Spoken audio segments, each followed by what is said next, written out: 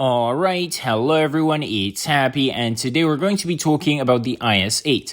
It's probably one of the best tier 9 heavy tanks when playing against tier 10s. Now let me explain myself. This tank has a great gun for tier 9, of course. It has an almost identical gun to that of the IS-4, but actually in some ways it's also better.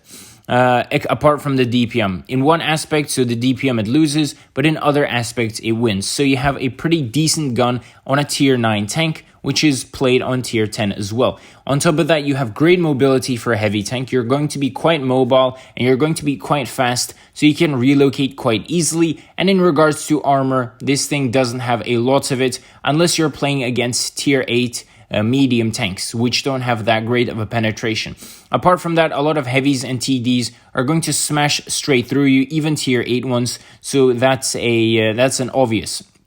But against tier 10s, your mobility is going to count a lot better, and it's going to be a lot more effective in those games compared to tier 9 heavy tanks that are quite slow, for example, but that have a great armor profile. So for example, let's take the E75. Against tier 8s and 9s, the E75 will probably be a little bit more effective than the IS-8 because the armor is great. But against tier 10s, which have insanely good penetrations, the E75 is not going to be that good in regards to ricocheting shells. However, it's not that fast and it has no armor against tier 10s. But the IS-8, on the other hand, doesn't have a lot of armor to begin with, but it has great mobility. So in the eyes of a tier 10 tank, which has pretty good penetration, both the IS-8 and E75 will pretty much have no armor, but the IS-8 has mobility. So in tier 10 matches, the IS-8 will probably struggle a lot less. It can maneuver around, it can relocate quite easily, while the E75 can't really do that. Same with the ST1, for example. It really can't do that, while the armor profile of very strong tier 9 tanks is going to be pretty much removed when you're going up against tier 10s.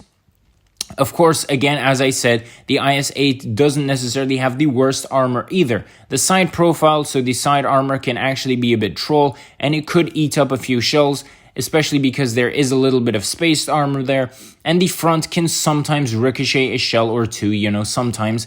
But against tier 8 mediums, as I said previously, lights and mediums, the armor is going to be quite good, especially against stock tanks. But as I said, against tier 10s, the armor is non-existent. Therefore, the mobility side of this tank will shine. So it's a great gun, great mobility, but really mediocre armor. That's all I'm going to say about the IS-8. So tell me what you guys think about this in the comment section below. And with that, Happy is out, and I'll see you guys next time. Bye-bye.